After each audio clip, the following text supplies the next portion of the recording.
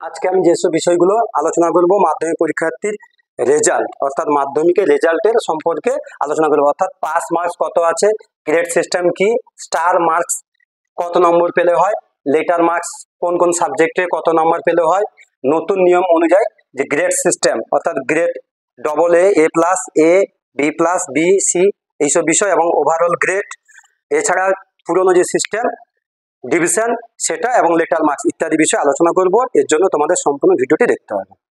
মাধ্যমিকের রেজাল্ট আমরা হাতে পেয়ে গেলেই আমাদের মনে অনেকগুলো প্রশ্ন জন্ম হয় যে এই যে পাস মার্ক কত, গ্রেড, ডিভিশন, স্টার, লেটার, বিষয়ভিত্তিক গ্রেড বা সামগ্রিক গ্রেড, তারপরে first division, second division, third division, এই যে ইত্যাদি প্রশ্নগুলো আমাদের মাথার মধ্যে কাজ করে। অর্থাৎ আমরা কোন গ্রেডে নাম্বার পেয়েছি বা পাস করব কত নাম্বারে, বা কোন কোন সাবজেক্টে লেটার কিভাবে আমরা জানবো, কততে আমি স্টার পেয়েছি এবং সামগ্রিক গ্রেড কত, কত থেকে কত নাম্বার পেলে সামগ্রিক গ্রেড বা ওভারঅল গ্রেড, এই যে ইত্যাদি বিষয় যে আছে আমাদের প্রশ্ন বা জিজ্ঞাসা, সেইগুলো নিয়ে আজকে আমি আলোচনা করব। অর্থাৎ পশ্চিমবঙ্গ মধ্যশিক্ষা পর্ষদের যে নতুন নিয়ম রয়েছে বা নিয়ম অনুযায়ী মাধ্যমিকের pass marks, grade, division, star, letter marks, বিষয়ভিত্তিক নম্বর বিভাজন বা বিষয়ভিত্তিক গ্রেড, সামগ্রিক বা ওভারঅল গ্রেড এবং পুরনো যে প্রথা যেটা আমাদের সময় ছিল বা পুরনো নম্বর ডিভিশন যে first division, second division, third division, এই ইত্যাদি বিষয় নিয়ে আজকে আমি এই ভিডিওতে আলোচনা করব। তাহলে সম্পূর্ণ ভিডিওটি দেখলে তোমাদের এই সমস্ত প্রশ্ন কিন্তু উত্তর তোমরা পেয়ে যাবে। এবার আমরা ব্যাপারটা জানবো যে মাধ্যমিক পরীক্ষার নম্বর আমাদের জানার প্রয়োজনীয়তা রয়েছে কিনা, কারণ প্রতিটি পদে পদে কিন্তু এই নম্বর আমাদের কাজে লাগবে। যেমন উচ্চ মাধ্যমিকে ভর্তি থেকে ভালো সাবজেক্ট পাওয়ার ক্ষেত্রে আমাদের এই নম্বরের গুরুত্ব রয়েছে। এছাড়া বিভিন্ন বেসরকারি ও সরকারি স্কলারশিপ পাওয়ার ক্ষেত্রে এর গুরুত্ব রয়েছে। তাছাড়া ভবিষ্যতে তোমরা যে কাজেই তোমরা যাও না কেন বা চাকরি পাওয়ার ব্যাপার থাকুক না কেন, সেখানে কিন্তু এই মাধ্যমিকের রেজাল্ট অনেকটা ভ্যারি করে। অর্থাৎ এক নজরে এই মাধ্যমিক পরীক্ষার পাস নম্বর এবং গ্রেড ইত্যাদি বিষয়গুলো আমি আলোচনা করব। তো তোমরা পরীক্ষা দিয়েছো কত নম্বরের? না 700 নম্বরের, অর্থাৎ 7টা বিষয় ছিল: বাংলা, ইংরেজি, গণিত, ইতিহাস, ভূগোল, জীবনবিজ্ঞান, ভৌতবিজ্ঞান।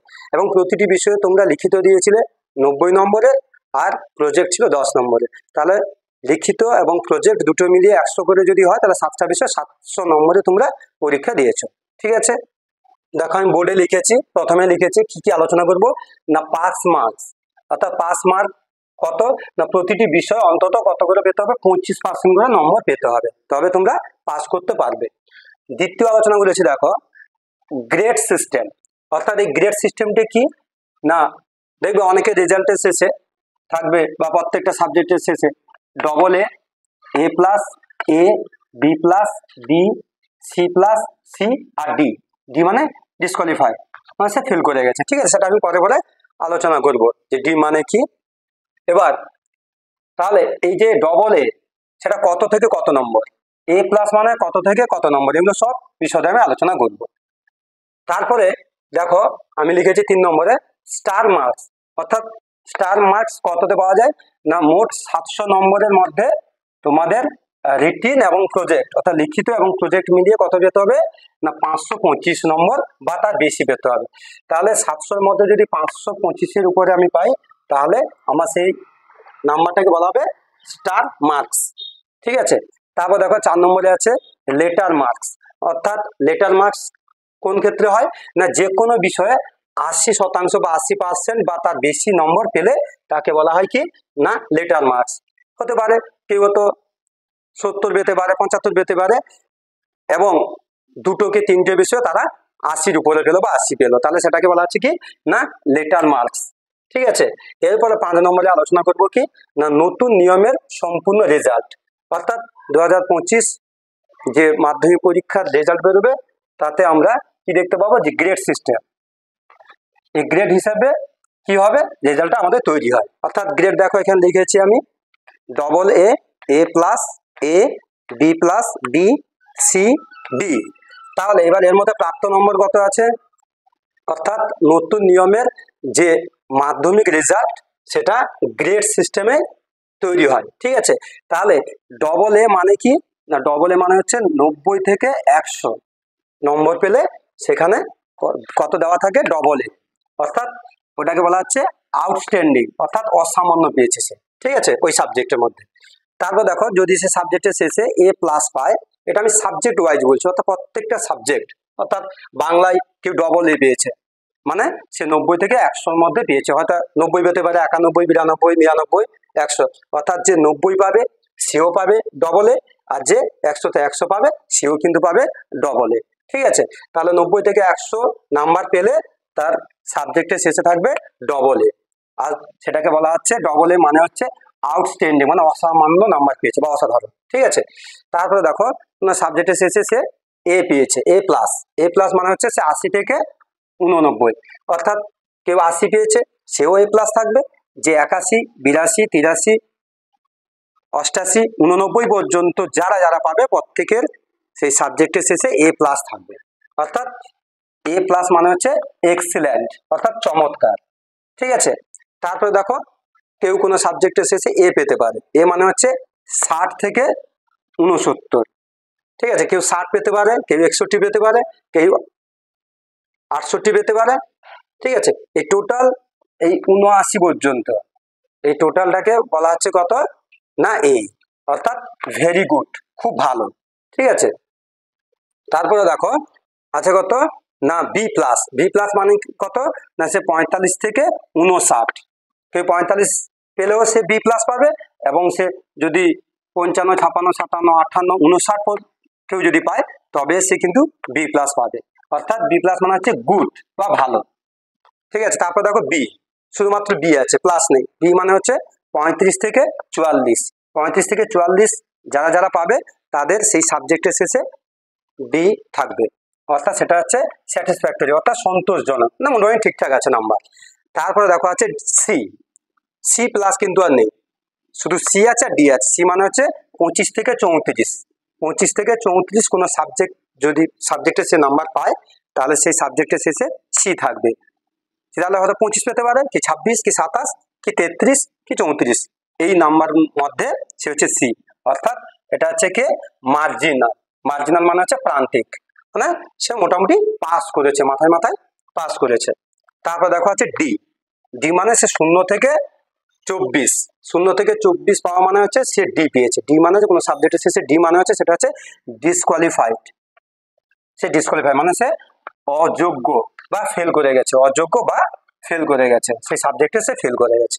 ঠিক আছে, এই হচ্ছে গ্রেড সিস্টেম, অর্থাৎ নতুন যে নিয়মের সম্পূর্ণ রেজাল্ট গ্রেড সিস্টেমে হয়ে থাকে। সাবজেক্টের যে শেষে নম্বরের ক্ষেত্রে এই যে A, A plus, B, B plus, C, এগুলো সম্পর্কে আমি আলোচনা করলাম। এরপরে দেখো আলোচনা করব ওভারঅল গ্রেড, অর্থাৎ এটা হচ্ছে তোমাদের সাবজেক্টের শেষে তুমি সেই সাবজেক্টে কত পেয়েছো তার ক্ষেত্রে এটা আর এগুলো সব আলোচনা করলাম। এবার টোটাল রেজাল্ট, তুমি যে 700-র মধ্যে টোটাল রেজাল্টটা সেটাকে বলা হচ্ছে ওভারঅল গ্রেড বা সামগ্রিক গ্রেড। তুমি টোটাল রেজাল্টের শেষে কত পেলে তুমি 700-র মধ্যে, অর্থাৎ 700 নম্বরের মধ্যে যা পাবে তা 7 দিয়ে ভাগ করে নিতে হবে, তবে তাকে গ্রেডে রূপান্তরিত করলে সেটা কি হবে, ওভারঅল গ্রেড হবে। যেমন দেখো একটা উদাহরণ দেওয়া আছে, 700 নম্বরের মধ্যে কেউ 560 পেয়েছে, কত পেয়েছে 560, ওটা কি করতে হবে, যদি আমরা ভাগ করি তাহলে দেখতে পাবো যে 7 8 56। ঠিক আছে, আমি 7 8 56 হলে তাহলে 80% হচ্ছে, তাহলে সেটা হচ্ছে এ প্লাস, কারণ আমরা দেখে নিয়েছি এই যে এই 80 থেকে বলা হচ্ছে এ প্লাস, এটা সাবজেক্টের ক্ষেত্রে বলেছিলাম, এটা হচ্ছে ওভারঅল বা সামগ্রিক বা সব মিলিয়ে, তাহলে এটা হচ্ছে 80% সে নাম্বার পেল, অর্থাৎ এ প্লাস, এটা হচ্ছে ওভারঅল। আবার হতে পারে কেউ যদি 630 পায়, 630 থেকে একেবারে 700 পর্যন্ত, 700-তে 700 যে পাবে এবং 630 যে পাবে তার কিন্তু ওভারঅল হচ্ছে এ ডবল এ। ঠিক আছে, দেখো এখানে লিখে আছে, আবার কেউ যদি 630 নম্বর পায় তবে সেটা হচ্ছে কি না সে সেই 7 দিয়ে ভাগ করলে হবে 9 7 63, তাহলে 90%, প্রায় 90% প্লাস, 90% হলে অর্থাৎ তার সামগ্রিক গ্রেড বা রেজাল্ট হবে ডবল এ। ঠিক আছে, এই 90 থেকে 100 পেলে যেহেতু ডবল এ, তাহলে প্রত্যেকে যদি তোমরা এই রেজাল্ট বা তোমাদের এ এ প্লাস গ্রেড এই সিস্টেমগুলো জানতে চাও তাহলে এগুলো ভালো করে তোমরা একবার দেখে নিবে। আমি লিখে এটা বোঝালাম কারণ কি, তোমরা যদি এটা বুঝতে না পারো তাহলে এটাকে স্ক্রিনশট নিয়ে নাও, দিয়ে খাতায় লিখে ভালো করে এটাকে মাথায় রাখলে তোমরা এই ছকটা বুঝতে পারবে।